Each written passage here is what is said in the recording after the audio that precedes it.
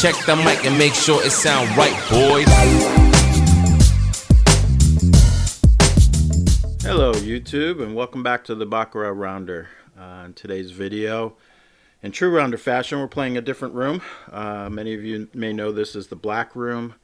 Some of you might know it as fresh deck, depending on what site you're playing on here. And wanted to talk a little bit about the changes in the black room or fresh deck room here. Now, I've always liked playing fresh deck. The biggest thing that I really enjoyed was the clear shoe. Gives you a sense of confidence that nothing funky is going on. I'm usually not a big conspiracy theorist here, but gives you some peace of mind seeing that clear shoe and knowing the cards are coming out just as they are. They also do a true cut, random cut in the beginning of a shoe. Some of the other rooms will count on a specific number of cards, but here they'll pull a card and burn that number of cards. So if they pull out a 5, they'll burn 5 cards and call it a day. True cut, and up until a while ago, they actually used to wash and shuffle the cards in front of you as well. So I always felt a lot of confidence and really enjoyed this room here. However, a few weeks back, they made some changes. First of all, they changed some of the layout, which is not a big deal. The actual dealing in cards are all the same, but just the electronic overlay to handle the online action changed out. Not a big deal.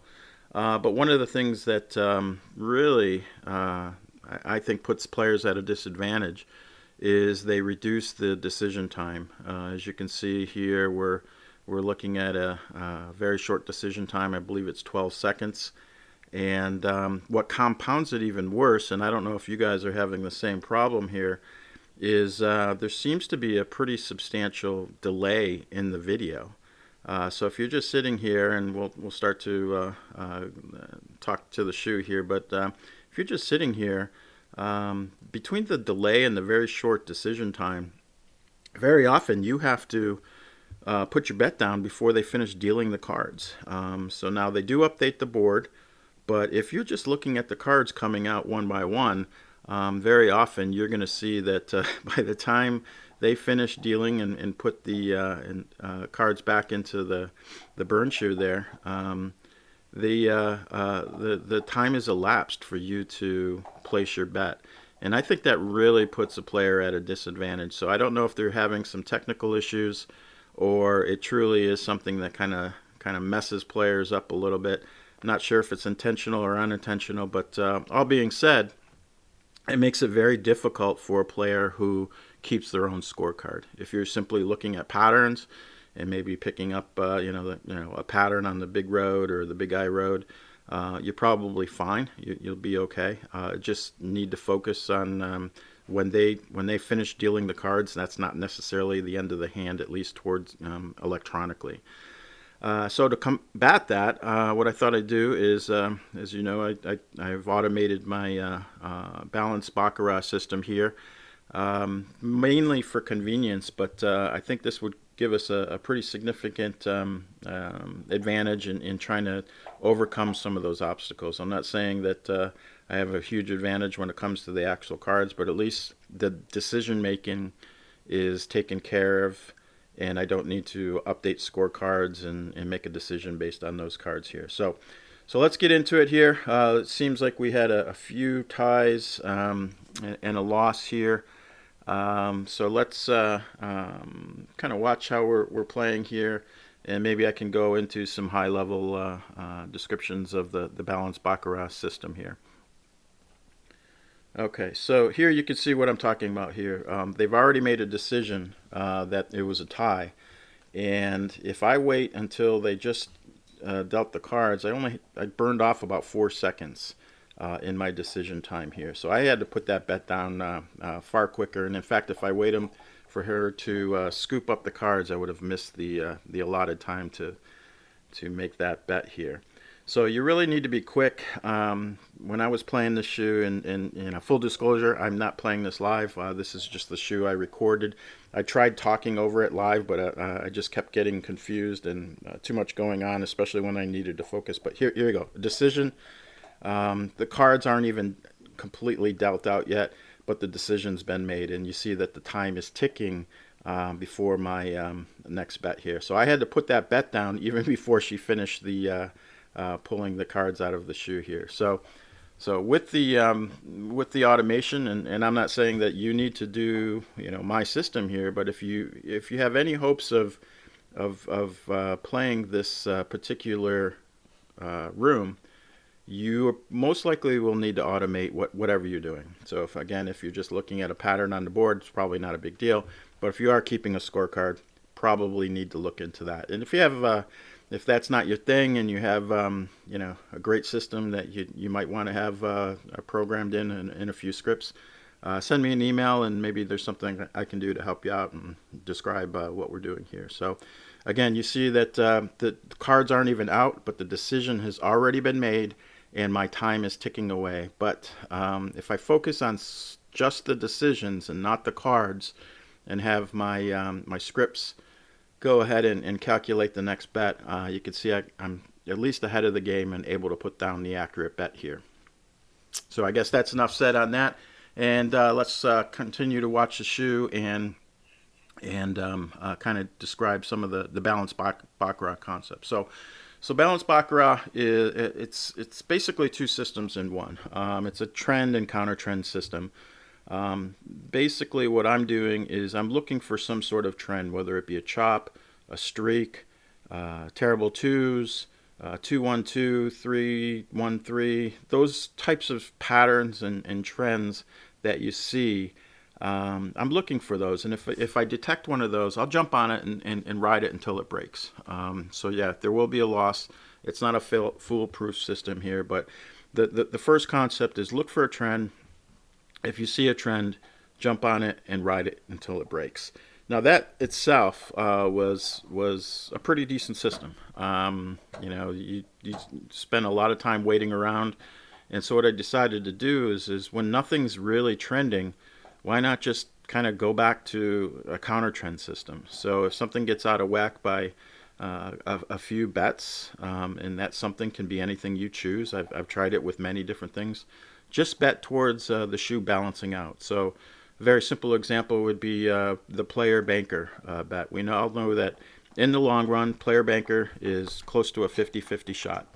So in the very short term, if the player banker gets out by out of that, away from that 50% point by a few bets or a few units, and nothing else is going on, lean towards it coming back to that 50% point.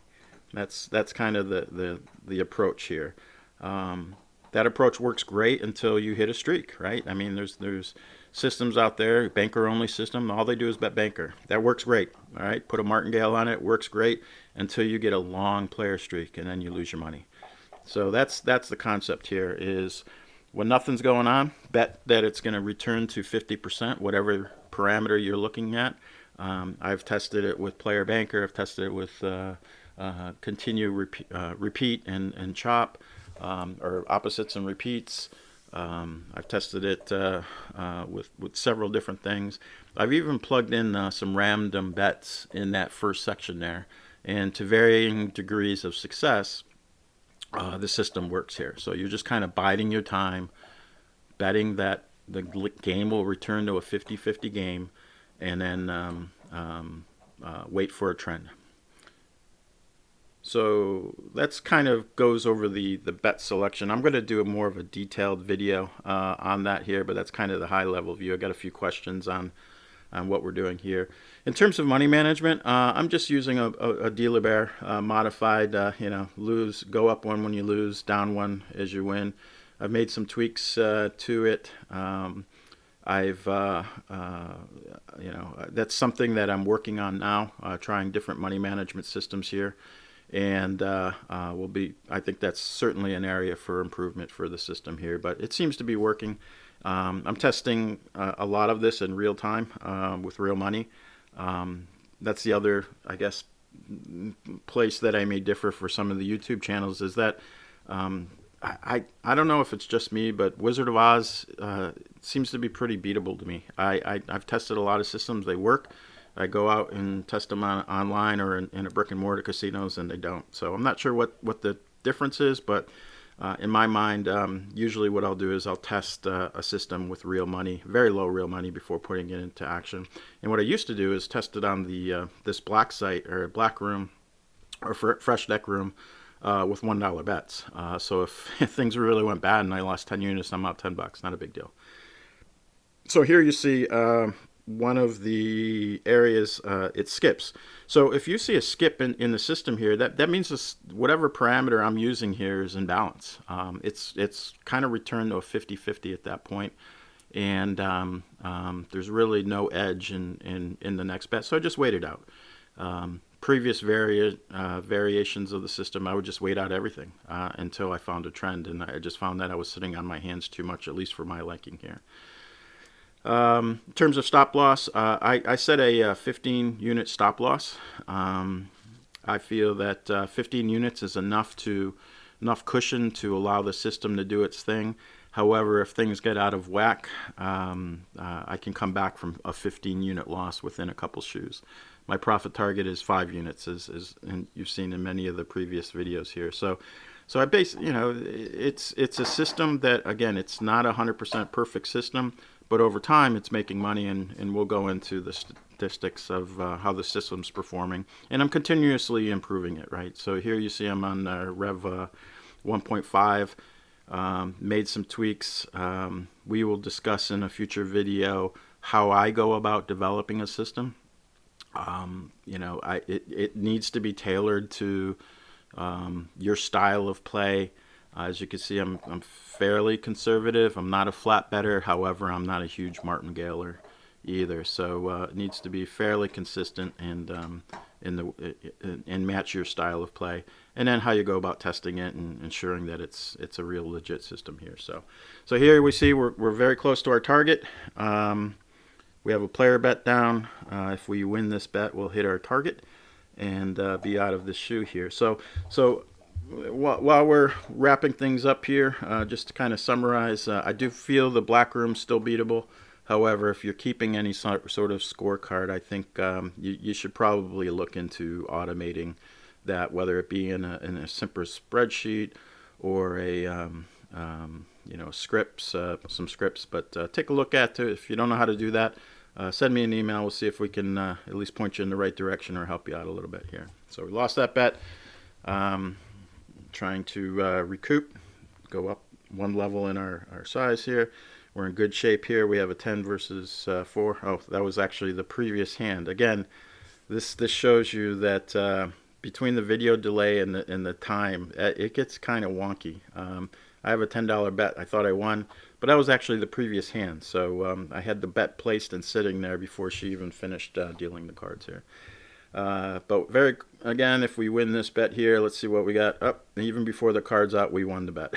so it tells me if you're looking at those cards, you have zero chance of making any intelligent bets. If you want to do a random shot, you're good to go. So we hit our target. I'll end the video there, but again, we'll go into more specifics. But if you guys have any comments, questions, or ideas, please let me know, and I'd love to hear your feedback. So until next time, thanks for visiting Baccarat Rounder.